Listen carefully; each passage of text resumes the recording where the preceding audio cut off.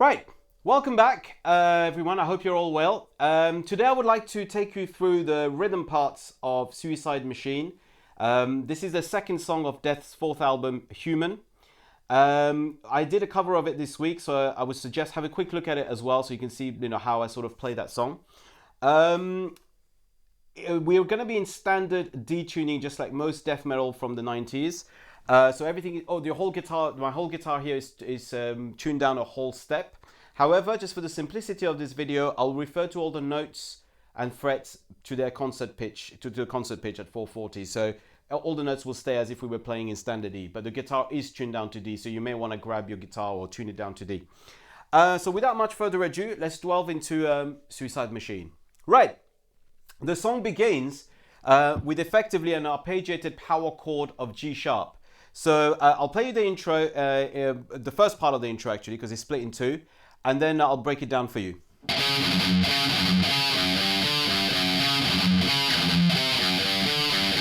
Right, so what happens in this intro? We begin, like I said, on the G sharp power chord. We actually hit the A string first, and then we go down to the fourth fret of E, and we go down, up, down on there. And then we head back to the A string, and we play that again. Right? So we play that twice. After the second time, what we do, we play a little melodic hook that will come through the entire duration of the intro, the two intro parts. So what we do here, we hit the fourth fret of E, fifth fret of E, then head down to the seventh of A, back down to the E, 5-4. Okay, so that's the first part of that intro that I just played. What happens the second time is exactly the same thing, but we change the last power chord. So let me show you what I'm doing. So what we do, we start on the sixth fret of A, do a down, up, down. Yeah, and then instead of staying there, we head down a semitone to the third fret of E, and we go down, up, down on the A, on the E, and then fifth fret of E, A. So, okay, and then we add that melodic hook again. There you go. Right? So we play that intro like this, I think it's twice. On the second time, we do a slight little variation right at the end again. So let's watch this.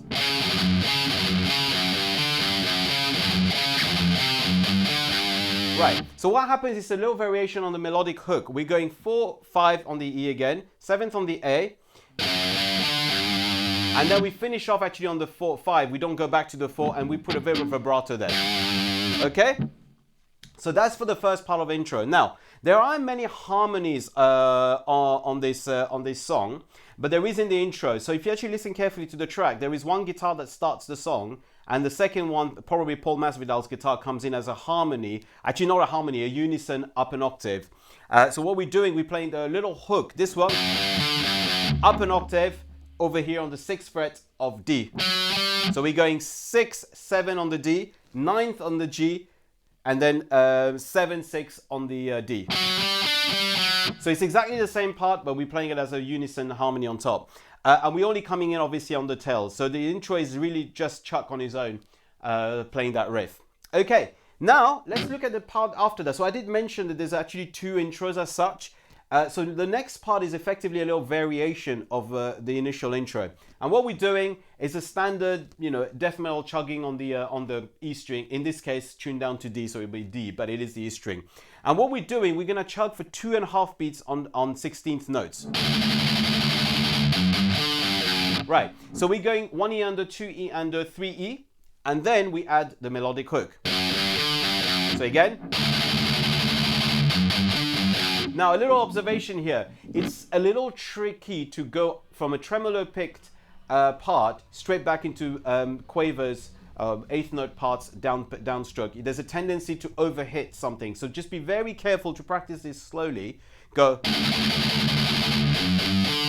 Make sure that you're not doubling up on do an accidental down up on the 4th fret of E. Okay, it's a very common little thing to do when you're first getting into this genre of music. So you really need to be able to split E string tremor picking with, or just any string trem picking to going down to sort of downstroke 8th notes. Okay, so just work on that a little bit.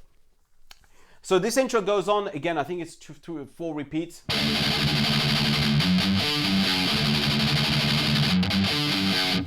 And then we're entering effectively the verse riff, which is, I would say, the main riff of this song. And what happens on this verse riff? It's not a very difficult riff to go through notes wise. I'll just play you straight notes first, and then we'll talk about the rhythm. So we're going open E, then 4th fret of E, then 3rd fret of E, then we hit the open E again, then we go 2nd fret of E into the 3rd fret, then E again, and then we finish off with the power chord of F. Okay, so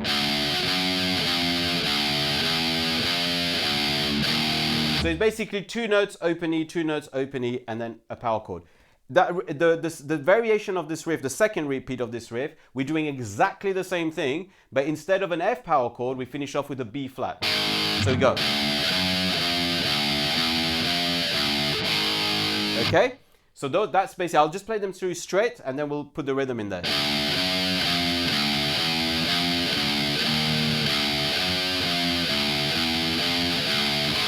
Right, there you go. So what's happening here on this riff, in terms of rhythm, we're just literally going straight 16th notes, tremolo picking, and then hit the chord at the end. Okay, and we do the same on the second one. Okay, now, one little thing I can suggest here, you can add, on the B flat chord, you can effectively invert the chord. So what you would do, if you're familiar with this, your power chord normally here of a B flat would be from the 1st fret of A onto the 3rd fret of D. What you could do is add, your first finger goes up on the E, and you add an extra note, which is effectively the 5th of that down an octave, and you get a slightly more powerful power chord. Yeah? So it'd be... Whoops. There you go. Okay, so that's for the verse riff, which goes on for about 4 times, with vocals kicking in, I think, on the second. But again, you can listen to the song and just get the actual arrangement. Right, after this riff comes what I would say probably is the hardest riff of this song to play. Let me play it to you first, very slowly, and then I'll break it down for you. So...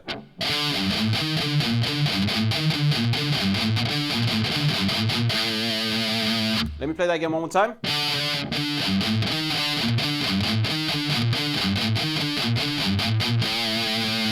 That's better. Okay, so what happens on this riff? Let's break it down. And so a little note about this. I play this riff with alternate picks. So what I do is I go down, up, down, up, down, up. Now, I pretty much am certain that that's how Chuck played it on the recording as well. And I've seen live videos and it looks like it. But however, here's a note. If you're my pal, my brother in Di Profundi's Paul Nazarkade, you might be extremely silly and actually attempt to play this as downstrokes. And he'll probably get away with it because he's just like that.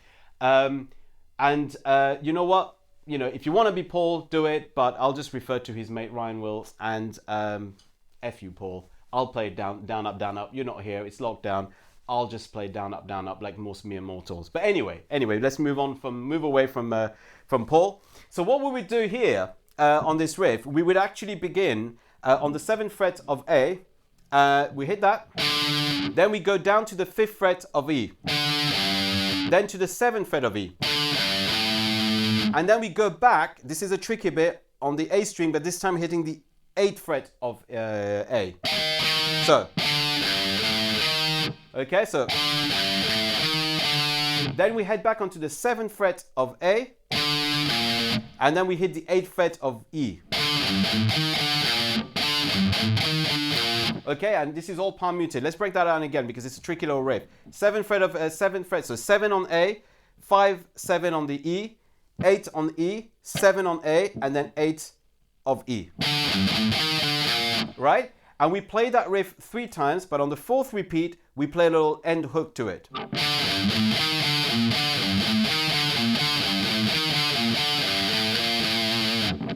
So what we do here on that little last hook on the 4th repeat, we start on the 7th, we go to the 5th of E, 7th of E, 8th of E, and then finish back on the 7th of E. And that's that riff.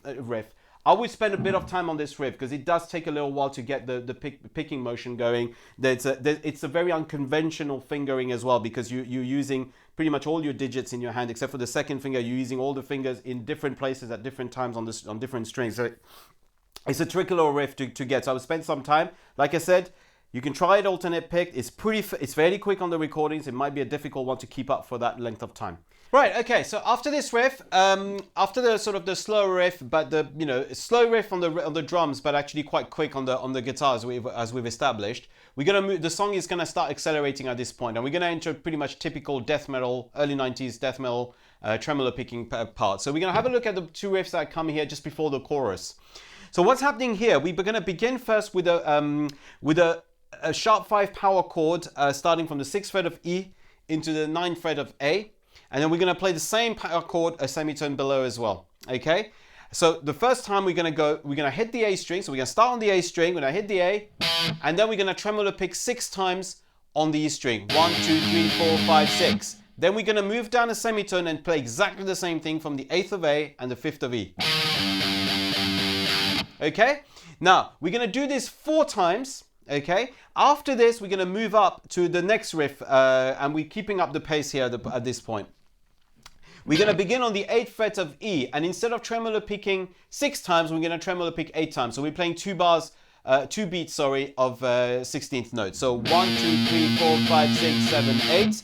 Then we're going to actually highlight the power chord that we're on, which in this case is C, and we're going to go 10 of A. And then we're going to hit the 10 of A, hit the E, 8 of E. And we're going to play the same thing this time again, sharpening up that 10 of A into an 11. And back onto the 8th of E. So, okay, so 1, 2, 3, 4, 5, 6, 7, 8. Okay, and then at that point, we're going to go down a semitone and we're going to tremolo pick again 8 times. 1. And we're going to hit the 10 of A. And this is where it gets a little bit tricky. We're going to play the 10 of A, and then we're going to go down, we're going to play twice the 7th of E without tremolo picking. So, and we're going to hit the 11th of A. So it's 1, 2, 3, 4, 5, 6, 7, 8. 3, 4, 5, 6, 7, 8. Right, so we're going 10 of A, twice on the 7th of E, and hit the 11th of A. Then when we repeat this riff, the first part is exactly the same. So we're back on the 8th fret of E 8 times. 10,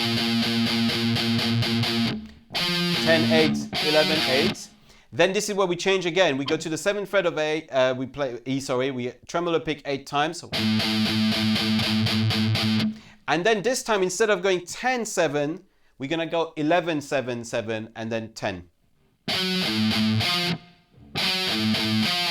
Right? So we're just inverting the riff, reversing the riff at the end. Okay? So that's a sort of what I call the pre-chorus section. And at this point, we're entering the chorus riff. Okay, so let's have a look at this riff.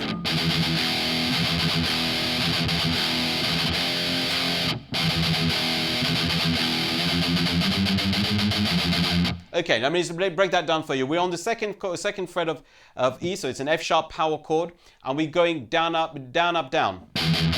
So down, up, down, up, down. And hit the power chord right on the last hit. So down, up, down, power chord there. So we do that 3 times. Then we hit 2 E's, 2 2nd fret of E's. And then what we do here is we change it to a power chord of G. Now, when I do parts like this where I've got sort of semitone power chords, I tend to play my first power chord with my 1st and 3rd finger, and then I use my 2nd and pinky to play the next power chord. And I'll do a lesson on that at some point, but it's just to avoid unwanted, this kind of string noise in between. So I'm going.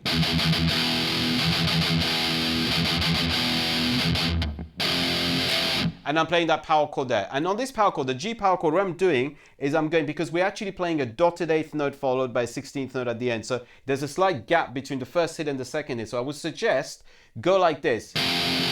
So down, up. Okay, so it's effectively 4 E and O. Okay, so let me play that again.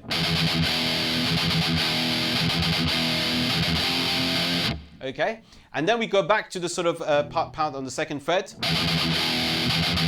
Twice. And then we tremolo pick in 16th note in equal groups of 4 notes of 16ths on the 3rd fret, 5th, 6th, and then 3. So 3, 5, 6, 3.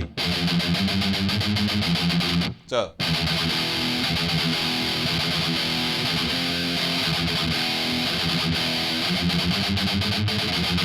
Okay, and that's for the chorus, which we play 4 times. Then comes the next riff, which is sort of, I would call the sort of breakdown a little bit of the song. We bring everything down a little bit. And we're basically going to be highlighting an F sharp harmonic minor scale throughout this entire section. And the hardest part about this section, again, I would say, is probably listen to it very closely. There's a lot of shifting of time signatures in this song. So we're primarily moving between bars of 3/4 and bars of 9/4. So we're going to have a look at that.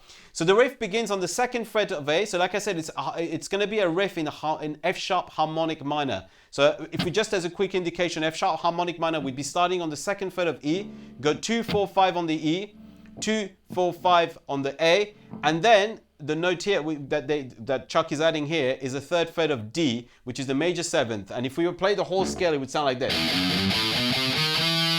Okay, that's the harmony. I'm sure you must have heard that scale before. So let's have a look at that riff. The riff begins on the 2nd fret of E. We're going up the harmonic minor scale, all the way up to the A string 2nd fret. So 2, 4, 5, 2 on the A.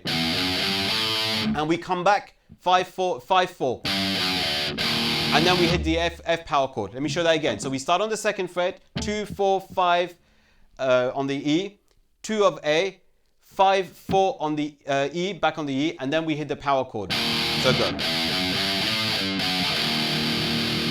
Okay? Now, on that power chord, you need to effectively stay for a bar of 9/4. Okay, so you need to count it. The way I would count it is 1, 2, 3, 1, 2, 3, 1, 2, 3. Okay, and then we repeat this part again. Okay, and same thing, but this time round, on that F power chord that you're playing, on the 1st fret here, you're only going to count 1, 2, 3. So it's a bar of 3/4 there. So we're moving, like I said, between 9/4 and 3/4. So be careful with that. Then we slightly extend this phrase by going 2, 4, 5, 4 on the E. And we carry on the scale all the way up to that major 7th on the D. So.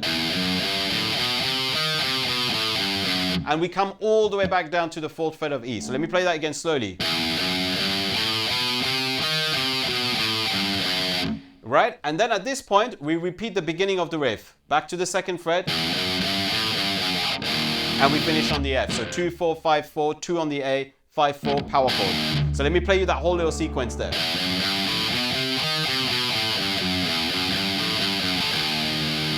Right, so let me explain what happens here. When you're playing the shorter part of the riff, it's in 3/4. When you're playing the longer part, it's in 9/4 at the end, the tail. So let me break that down again. We begin the section with.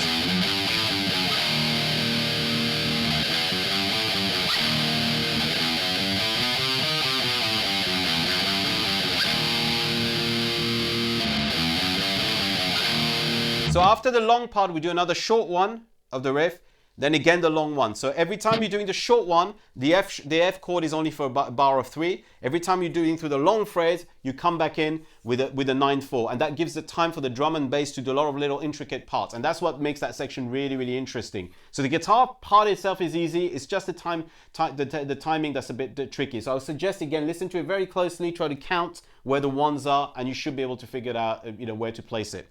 Let's look at the last riff of the song. This is now the solo riff under the song. Now, generally speaking, in songs by Death, the rhythm under the solos are fairly simple rhythms to play, and it's harmonically not too difficult. I wouldn't spend too much time learning this riff. However, there is an interesting thing on this riff. It's all in triplets. So it's the first time in the song we're encountering triplet rhythms. And I would urge you to practice your triplet rhythms a little bit, because it's very easy to, and we've all done it, I've done it, moving your triplets. Your triplets could very easily turn into 16th notes. So be really careful that when you're playing triplets, you are really going. So when you're thinking in triplets, remember it's 1, 2, 3, 1, 2, 3. So one group of triplets would start on a downstroke, the other group of triplet would start on an upstroke. And be very careful. What I see very often from my students is they'll go, and it gets really messy. So what they're doing is down, up, down, down, up, down, down, up, down. you lose the groove, you lose the sort of triplet feel, okay? And the other one is to suddenly go from, start accelerating and turning into a group of 16th notes. Like I said, all guitarists are guilty of doing that at some point, okay?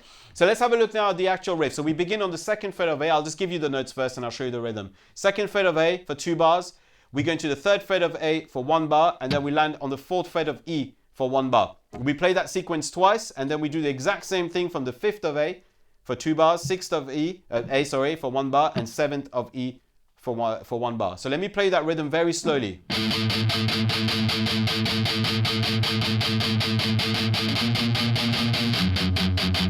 So again, you heard very clearly I went all in triplets. And we play the same thing from the 5th. So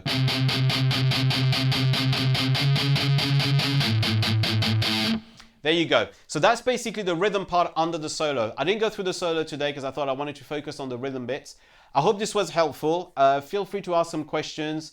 If you got any other suggestions of songs, go for it. And why not take up a challenge and actually during this lockdown try to master this song and post it for me. I'd love to see what you guys can do with this song. Till next time, stay home, stay safe, and stay metal.